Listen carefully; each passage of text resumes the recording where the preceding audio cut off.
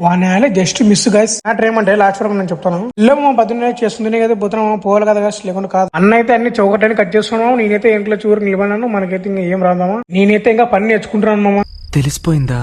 ఏంటి తెలిసేది? అంతలోనే ఆంటీ కాఫీ ఇస్తే కాఫీ అమ్ముతున్నాం.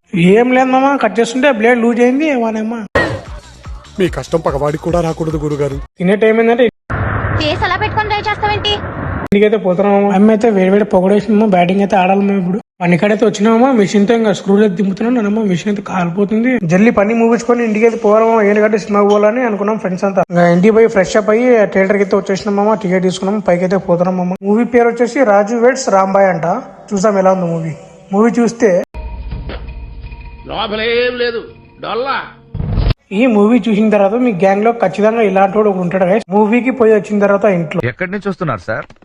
శివాలయంలో హరికథలు చెప్తున్నారంటే వెళ్ళి అదంత ఇంట్రెస్టింగ్ గా లేదని పక్క థియేటర్ లో ప్రేమించుకున్నారు ఆ సినిమాకి వెళ్ళాను. ఈ వాటికి ఎంతమ్మా రేపు కలుసుకుందాం.